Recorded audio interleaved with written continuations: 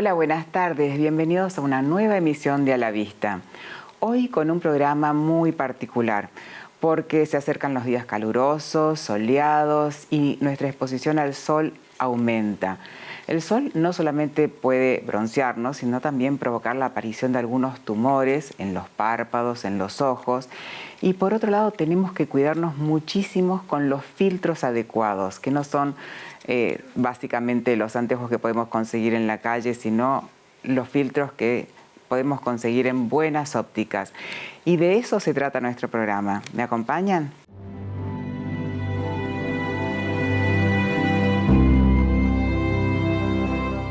Bienvenidos a este primer bloque de A la Vista y como les dije, para hablar de filtros solares tenemos un invitado de lujo, el ingeniero Matías Acerbi. Matías, bienvenido nuevamente. Muchas gracias por la invitación y hoy el tema realmente es un tema que me apasiona porque hace muchos años que vengo trabajando en esto de los filtros oftálmicos. Sí, lo sé, Matías. Te voy a presentar para nuestra audiencia. El ingeniero Matías Agustín Acerbi es óptico técnico egresado de la Universidad de Buenos Aires. Se especializa en investigación, desarrollo y adaptación de ayudas ópticas para pacientes con baja visión y es el director del área de baja visión del Laboratorio Óptico Foucault. Pero no solamente los pacientes que padecen baja visión necesitan filtros, Matías. Contanos un poquito sobre qué son los filtros y por qué los tenemos que utilizar. Exacto, cada vez se sabe más de la importancia del uso de filtros como mecanismo para protección de los distintos tejidos oculares. Se sabe hoy que la radiación, hay ciertas radiaciones que generan daño en párpados, sí, en córnea, en cristalino y en retina. Y también, según el paciente y según las patologías que tenga el paciente, los filtros van a poder dar más confort.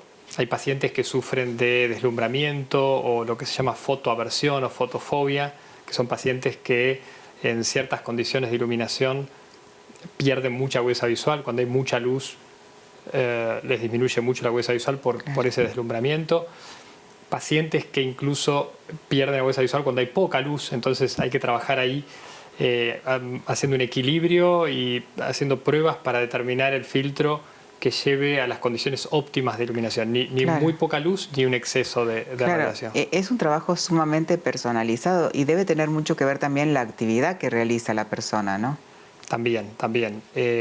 Algunos pacientes hacen actividades al aire libre muy específicas, expuestos a reflejos, como pueden ser los pacientes que están en nieve o en agua, y ahí también hay que trabajar no solo con el filtro, sino también con la montura de ese filtro para tratar de evitar que ingrese luz periférica. Claro, los anteojos que tienen buenos filtros no solamente, como decís vos, protegen de frente, sino también los rayos que puedan ingresar de costado, como los anteojos de cámara húmeda que usan los pacientes con ojos secos, ¿no es cierto? Totalmente, sí. La luz periférica es una luz que no da información visual. Ahí vemos algunos marcos con protección lateral. Con protección lateral, sí. Es una radiación que no va a dar información visual y que tiene potencial de daño. Entonces, uno de los principios es tratar de bloquear esa luz, que además es luz que suele ser molesta en muchos pacientes. Claro. Esto antes lo veíamos solamente en las antiparras cuando ibas a esquiar. Exactamente. Y el ahora, tema es que en las antiparras, si el anteojo es muy curvo, se limita, por ejemplo, la posibilidad de poner graduación. Claro. Entonces, hoy en día se han desarrollado marcos como estos que, además de poner el filtro, se puede poner la graduación junto al filtro y hacer algo cómodo en pacientes que tengan incluso graduaciones muy altas. Qué bueno. Incluso también esos anteojos se pueden usar con lentes de contacto por debajo, ¿no? Sí, de hecho hay algunas opciones que se llaman fit over, que son para montar arriba del anteojo o arriba de las lentes de contacto. Son así, anteojos envolventes, en general planos, grandes, que calzan arriba del anteojo, entonces uno puede elegir usarlos arriba del anteojo o lente de contacto, con la ventaja también de poder sacarlo o ponerlo rápido según las condiciones de iluminación a que esté expuesto el paciente. Por ejemplo, un paciente que sufra alguna patología como puede ser la retinosis pigmentaria o un glaucoma avanzado, donde si está muy oscuro pierde mucha agudeza visual, entonces rápidamente puede sacarse el anteojo y seguir con su anteojo de base con la graduación. Claro, sin ningún tipo de problema. Sin tener que estar sacando y poniendo otro anteojo. Claro. ¿Y cómo protegemos los ojos, por ejemplo, de las luces del celular, de la pantalla de la computadora, de la pantalla del televisor también? Bueno, cada vez hay más investigación en torno a eso y preocupación porque hay un tipo de radiación particular que es la radiación visible más pegadita a la radiación ultravioleta. Sí. En realidad, entre la radiación ultravioleta y luz visible no hay un límite definido y claro natural, sino que hay una convención que se estableció, bueno, esto es ultravioleta, esto es visible, de acuerdo a la capacidad del ojo humano de ver cierta radiación y no ver otra radiación. Y sabemos que la radiación ultravioleta es dañina, pero hay parte de luz que es visible, que no se considera ultravioleta, pero que también tiene alta energía y por lo tanto tiene capacidad de producir daño. Hacer daño, sí. Las pantallas actualmente no emiten radiación ultravioleta, acá está el espectro, pero sí emiten parte de la radiación que está más cerquita del ultravioleta, y esa es radiación que tiene potencial de daño. Si uno compara esta radiación con la radiación del sol, el sol es mucho más nocivo porque la intensidad de luz en el sol es varias veces, cientos de veces más fuerte que la que puede emitir una pantalla. Claro. Pero hoy en día el tiempo de exposición a las pantallas es algo para lo cual el ojo humano no está preparado, o por lo menos no hemos estado expuestos nunca. Aumentó exponencialmente. Con tanto tiempo. Y en luces que tienen un pico de emisión. O sea, para uno poder tener luz blanca en una pantalla, tiene que tener un pico de emisión justamente en esa parte de la radiación más pegadita al ultravioleta, en lo que es luz violeta, luz azul. Entiendo. Por eso se está haciendo mucho hincapié en la recomendación de protegerse frente a las pantallas. Hay filtros que son transparentes y que bloquean esa radiación. ¿Por qué son transparentes? Porque justamente el ojo humano, si bien tiene capacidad de percibir esa luz, tiene muy poca capacidad de percibir esa luz. Entonces podemos tener un filtro que es transparente, que bloquea esa radiación nociva, y no nos damos cuenta que tenemos el filtro, no nos perjudica, no nos oscurece la imagen, por ejemplo. Entiendo. ¿Y ese tipo de filtro se le puede poner a un anteojo de un niño también? Sí. En niños es una de las poblaciones que más se recomienda protegerse. De vuelta, sobre todo siempre haciendo hincapié en el sol fundamentalmente. O sea, prioritario, si hay que elegir algo, hay que protegerlo del sol. Claro. Porque los medios de refracción son más transparentes, la córnea, el cristalino tienen menos protección que en un paciente de 50 años para arriba, por ejemplo, donde ya los medios de refracción están más opacos y filtran mucho más la radiación ultravioleta y esta parte de la luz. Claro. Es muy difícil acostumbrar a nuestra población a usar anteojos con filtro, a usar anteojos de sol. Yo siempre tomo el ejemplo de la dermatología, cómo han logrado la recomendación del uso de protección en la piel, y realmente está muy difundido. Y de a poco creo que el anteojo de sol también se va imponiendo, y creo que es responsabilidad tanto de médicos oftalmólogos como de ópticos, todos los que estamos vinculados a la salud ocular, de cada vez que vemos un paciente recordarle la necesidad de usar el filtro y preguntarle si está usando anteojos de sol. Creo que eso por ahí va un poco. Sí, y insistirle en el uso del anteojo de sol, porque empezó siendo un accesorio de moda y nada más que eso, fashion, usar el último anteojo que salía, pero la importancia, la conciencia de protegerse los ojos todavía instalada en nuestra población, como está instalado en Australia, no está. Totalmente. Matías, leí hace muy poquito que la Asociación para la Defensa de la Discapacidad Visual, Baja Visión y Ceguera Legal en España usaba los filtros de la óptica de ustedes, los filtros Foucault. En realidad tienen ellos publicado en su página información sobre nuestros filtros. Eso es porque nosotros hemos dedicado mucho tiempo a hacer investigación y hemos hecho publicaciones. Contanos, porque es muy interesante los filtros que hacen. Usan información sobre lo que son los análisis espectrofotométricos que nosotros hacemos los filtros. El análisis espectrofotométrico es eso que veíamos del espectro, pero aplicado a un lente. O sea, ver qué parte del espectro transmite y qué parte no transmite ese lente. Es decir, un lente puede ser caracterizado por la cantidad de luz que transmite, o sea, transmite más o menos luz, y por la calidad de luz.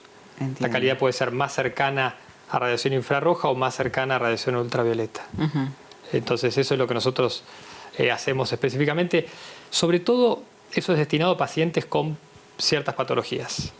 Maculopatías, sí, con patologías de la retina, retinosis, glaucoma, retinopatía diabética. Ahí tenemos filtros muy específicos. También con algunas enfermedades neurológicas que determinan algunos tipos de migraña por fotosensibilidad. Claro. Todo eso lo trabajamos con detalle. Es tan bueno saber que un laboratorio óptico en nuestro país se dedica a hacer ese tipo de filtros personalizados y que lo difundan en el resto del mundo. La verdad, felicitaciones, Matías. ¿Cómo hace un paciente que tiene su receta de su prescripción de anteojos y quiere agregarle un filtro? ¿Se lo tiene que pedir al oftalmólogo o va a la óptica y lo pide? En realidad, es importante, muy importante que el paciente venga con la receta. Nosotros siempre aconsejamos a los pacientes que pasen primero por el médico oftalmólogo, incluso si van a comprar un anteojo de sol, porque ahí se puede detectar un montón de problemas que nosotros como ópticos no podemos detectar. Claro. Y de esa manera vamos a hacer un trabajo mucho mejor. También siempre le aconsejamos al médico oftalmólogo que la parte de filtros trate de permitirnos a nosotros hacer las pruebas correspondientes para poder lograr en el paciente el confort, poder lograr la protección que buscamos. Claro. A veces cuando una receta viene muy específica para algo, por ahí después al paciente eso modificarla es muy difícil. Entonces, poder probar los filtros es muy importante. Nosotros tenemos, por ejemplo, ahora que veo esta iluminación, tenemos un sector donde tenemos reflectores muy potentes para hacer pruebas en distintas condiciones de iluminación y poder tomarnos el tiempo adecuado para que el paciente realmente logre el confort y la protección que necesita. Sí, y esa es la palabra clave, el tiempo, que muchas veces nosotros en el consultorio no tenemos el suficiente tiempo para el paciente y ustedes lo organizan de tal modo de hacerle todas las pruebas habidas y por haber para sacarlo con el filtro óptimo. Totalmente, totalmente. Digamos, el médico tiene un montón de cosas para ver y un poco la parte de tener el tiempo para probar cada filtro. Además hay filtros nuevos permanentemente. Estamos desarrollando filtros nuevos permanentemente buscando justamente protección sin oscurecer, protección. En algunos pacientes tienen fotofobia extrema y trabajamos con bloqueadores, que son filtros muy, muy oscuros. Entonces eso es importante probarlo antes de hacerlo. Perfecto, Matías.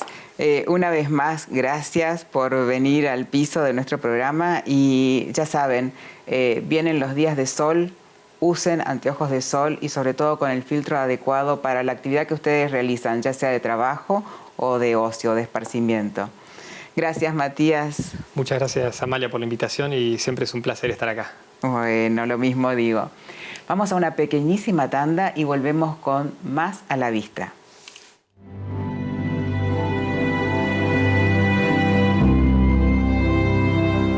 Bienvenidos al segundo bloque de A la Vista y como dijimos al comienzo del programa, es una época donde el sol nos pega muchísimo más y el sol puede provocarnos la aparición de algunos tumores que también aparecen en el globo ocular, no solamente en la piel. Y para hablar de todo eso la tenemos en el piso a la doctora Carolina Gentile. Bienvenida, Carolina. Muchas gracias Amalia por esta invitación y por estar acá en tu programa. Muchas gracias. Estoy muy feliz de tenerte porque te voy a presentar, Carolina. La doctora Gentile, así tan joven como ustedes la ven, tiene 20 años de experiencia en diversas instituciones de prestigio como el Hospital Italiano de Buenos Aires, donde es jefa de la sección Oncología Ocular. Además de eso, es miembro de la Comisión Directiva de la Sociedad Argentina de Oftalmología y de la Sociedad Panamericana de Oncología Ocular. Carolina, nadie mejor que vos para hablarnos de estos temas y sobre todo concientizar a nuestra población sobre los cuidados que deben tener con el sol. Así es. Bueno, muchas gracias, Amalia. Sí, la verdad que, bueno, recientemente escuchamos la necesidad de los filtros, que eso es fundamental para poder proteger el sol, pero con el sol, pero sobre todo también el tema de la prevención, ¿sí? Más allá del cuidado de los filtros, el ir al oftalmólogo y hacer el control de rutina. Porque Totalmente. ahí uno puede pesquisar muchas enfermedades, Sí. desde lunares, desde lesiones pigmentadas de la conjuntiva, que es como lo que cubre Sí, la pielcita que cubre el digamos, ojo. que cubre el ojo. Y también la necesidad de hacer, por ejemplo, de ver otros tumores, de hacer fondo de ojos y ver melanoma ocular, o sea, melanoma de coroides, que la verdad que es una causa importante, digamos, a tener en cuenta en cuanto uno habla de tumores oculares. Sí, porque el melanoma no solamente puede provocar la ceguera, sino también la pérdida de vida. Discapacidad visual, Sí, tal cual, y la pérdida de vida completamente de acuerdo. Otro tipo de tumores sí. también, tal cual. Sí, pero lo que decís vos de la pesquisa, porque diagnosticar un tumor en forma temprana le da otro panorama tanto al médico para el tratamiento como para el paciente con sus expectativas, ¿no? Por supuesto, o sea, la pesquisa, la prevención en cualquier especialidad, pero sobre todo en nuestra especialidad es fundamental. Y a veces cuando vienen los pacientes a oncología ocular nos dicen, ay, yo no sabía que había tumores en el ojo. Y sí, realmente, digamos, hay tumores en el ojo, hay muchos que se pueden pesquisar tempranamente, se puede prevenir, se puede, digamos, tener una muy buena calidad de vida y obviamente curar, que es el objetivo de todos para tener una buena calidad de vida del paciente. ¿Sí? Así es. Contanos, Carolina, ¿cuáles son los tumores que con más frecuencia ven ustedes en el servicio de oncología? Bueno, vemos sobre todo mucho tumor de conjuntiva, hablamos de lo que es cáncer de conjuntiva, digamos, de la membranita que hablamos que recubre, y eso tiene mucha relación con el sol. Con el sol. Por eso es fundamental el cuidado, ¿sí? También tiene relación con el cigarrillo, que ese es otro factor a tener en cuenta, o bueno, los pacientes que tienen alguna enfermedad que están inmunosuprimidos o que trasplantados, bueno, otro tipo de patologías, ¿sí? Claro. Pero lo interesante de todo esto es que simplemente el oftalmólogo, viendo con una lámpara de hendidura, digamos que es cuando uno le pueden revisar el ojo, puede ver, sobre todo quizás no es especialista, pero ver, esta lesión no me gusta, esta es sospechosa, vamos a derivarla al que se dedica a eso, y ahí uno puede hacer un tratamiento eficaz ya de primera instancia y evitar varios dolores de cabeza al paciente y bueno, al médico tratante después. Sí, por supuesto, porque muchas veces ver algo que es diferente a lo que se veía habitualmente, que te pasa, no sé, a mí al menos, muchas mujeres que dicen, estoy depilándome las cejas con el espejo de aumento y me veo algo en el ojo que no me veía antes. Tal cual, tal cual. Eso la verdad que sí, se ven alguna manchita, algún lunar. Eso es lo bueno de las lesiones que están adelante, digamos, que a veces, muchas veces el mismo paciente o la familia, tenés una manchita que no me gusta, el párpado te creció o te apareció un lunarcito. Bueno, eso es importante a nivel de pesquisa general, pero no nos debemos olvidar, que yo también quería recalcar, de la pesquisa que hace el oftalmólogo con el fondo de ojos, que el melanoma de coroides, lamentablemente, la única forma de detectarlo es haciendo un fondo de ojos de rutina. De rutina, sí. Una vez al año mínimamente. Una vez al año hay que ir al oftalmólogo y además de que le receten los lentes, bueno, obviamente hacer un fondo de ojos. Claro. Carolina, si tienen un familiar, un padre, madre, abuelos que han tenido melanoma de coroides, ¿tienen mayor predisposición? ¿Es más factible que el paciente tenga un melanoma también?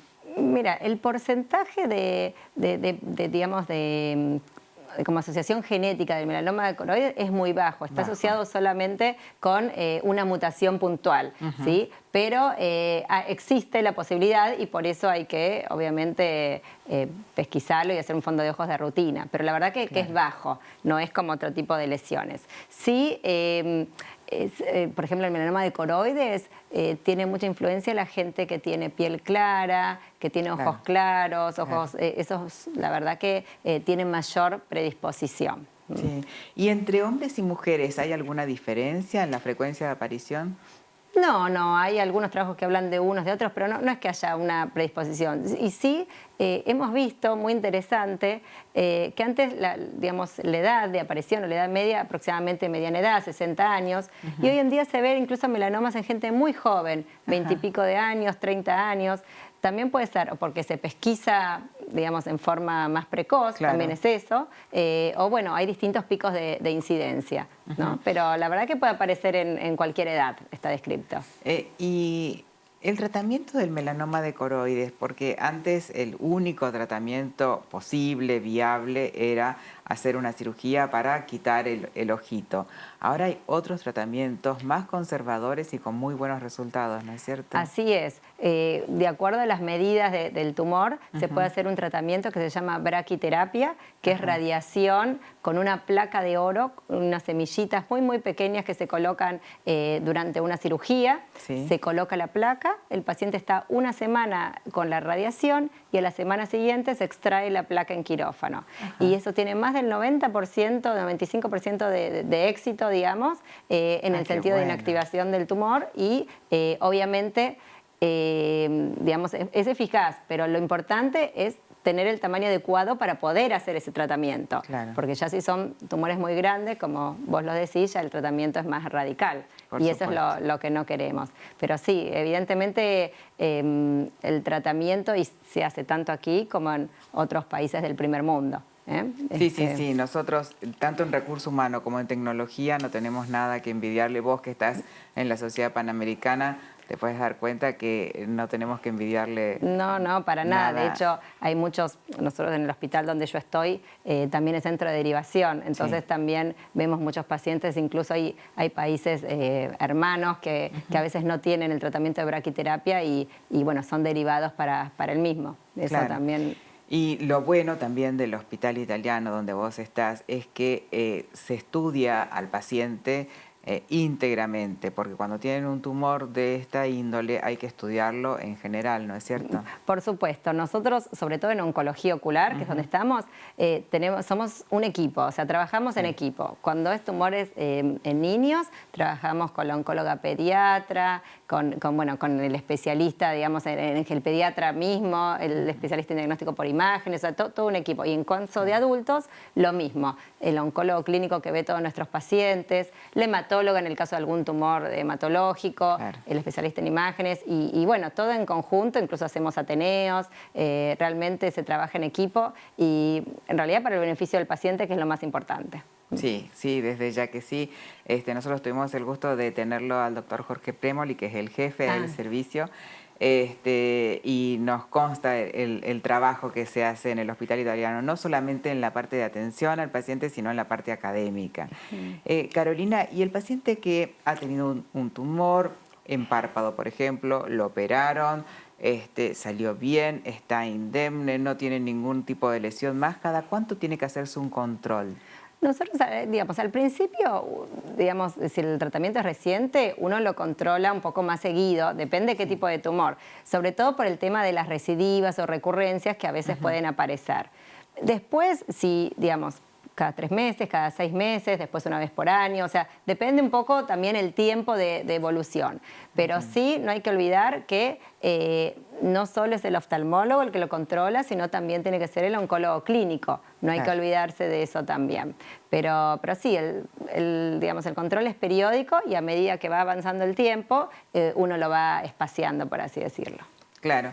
Y con respecto al sol, ¿qué cuidados les dirías a nuestros televidentes que tienen que tener sí o sí? Bueno, sobre todo protegerse con anteojos, fundamental, con los filtros adecuados, el uso de algún...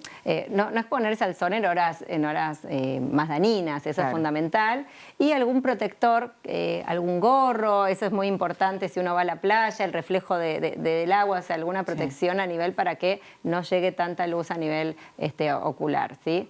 Sobre todo el anteojo es fundamental, hay mucha gente que no lo utiliza, como estuvimos hablando, estuvimos conversando, y bueno, la verdad que es importante el uso adecuado de los filtros para evitar, por lo menos, o tratar de prevenir algunos tipos de tumores.